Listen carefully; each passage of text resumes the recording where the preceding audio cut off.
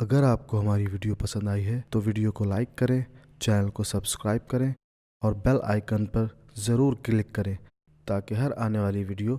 آپ کو بر وقت ملتی رہے۔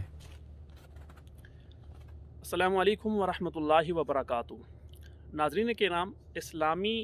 تاریخ میں کچھ مواقع ایسے آئے کہ اگر وہاں پہ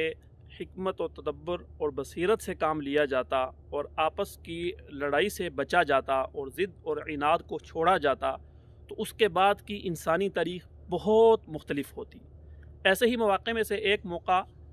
15ویں صدی کی بالکل ابتدا کا ہے، جب مسلمانوں کی دو سلطنتیں بہت تیزی کے ساتھ وسیع ہوتی جا رہی تھی۔ ان میں سے ایک سلطنت وہ سلطنت عثمانیہ تھی جو مغرب کی طرف پھیل رہی تھی اور یورپ میں اپنے قدم جما چکی تھی، اور یورپ کے بہت سارے ممالک ان کے زیر نگیں آ چکے تھے، اور جو بقیہ ممالک تھے وہ بھی بہت جلد ان کے زیر نگیں آنے والے تھے۔ اور سلطنت عثمانیہ کے اس وقت کے سلطان کا نام تھا سلطان بایزید یلدرم، اور ایک دوسری مسلمانوں کی سلطنت وہ مشرق میں تھی جس کے حکمران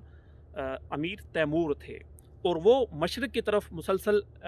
پیش قدمی کیے جا رہے تھے، اور قریب تھا کہ پورا مشرق ان کے کنٹرول میں آ جاتا۔ تو اس طرح سے یہ ایک ایسا موڑ تھا اسلامی تاریخ کا کہ جب اسلامی سلطنتیں وہ مشرق اور مغرب دونوں کو اپنے ہاتھ میں لینے کے بالکل قریب ہو چکی تھی، اور اگر یہ اسی طرح سے آگے بڑھتے رہتے اور ایک دوسرے سے نہ ٹکرا جاتے تو قریب تھا کہ ساری دنیا پر مسلمان غالب آ جاتے، اور اس کے بعد پوری دنیا میں اسلام کا وہ علم بلند ہو جاتا۔ لیکن بدقسمتی سے یہ دونوں سلطان، یعنی سلطان بایزید یلدرم اور سلطان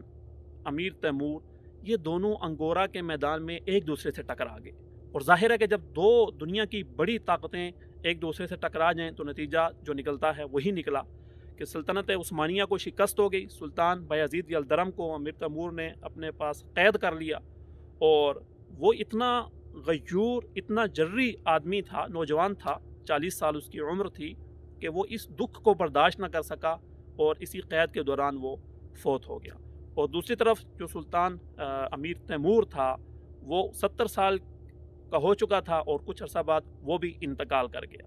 تو ان دونوں کی یہ جو آپس میں ایک چپقلش تھی، اور آپس میں جو ان کی ضد اور عناد تھا، اور جس نے ان دونوں کو آپس میں ٹکرا دیا، اگر وہ اس وقت اگر ضبط سے کام لے لیتے، ایک دوسرے سے نہ ٹکراتے، آپس میں مفاہمت کر لیتے اور اپنے اپنے کام میں لگے رہتے، تو اسلام کا پرچم انہوں نے مشرق اور مغرب میں لہرا دینا تھا، اور اسلام ساری دنیا پر غالب آ جاتا۔ لیکن آپس میں انہوں نے اتحاد و اتفاق نہیں کیا، ایک دوسرے سے ٹکرائے، اور نتیجہ یہ نکلا کہ اسلامی سلطنت جو کہ پھیل رہی تھی وہ سکڑنا شروع ہو گئی، اور اس کے نتائج اس کے بعد آج تک اسلامی دنیا دیکھ رہی ہے۔ تو یہ جو ایک لمحہ ہوتا ہے، ایک لمحے کی جو خطا ہوتی ہے اور پھر اس کی سزا صدیوں پر محیط ہوتی ہے، یہ صرف اور صرف ریاستوں تک محدود نہیں ہوتا، یہ ممالک تک بھی ہوتا ہے، یہ بزنس آرگنائزیشن میں بھی ہوتا ہے، حتیٰ کہ یہ ایک گھر تک بھی ہوتا ہے کہ ایک گھر کے افراد جب ان میں آپس میں ضد اور عناد شروع ہو جاتا ہے، اور وہ آپس میں مفاہمت نہیں کرتے اور ایک دوسرے کو تسلیم نہیں کرتے، اور اس طرح سے خاندان ٹوٹ جاتے ہیں۔ اسی طرح سے بزنس آرگنائزیشنز میں جب ایک دوسرے کی بات کو نہیں سمجھا جاتا، ایک دوسرے کو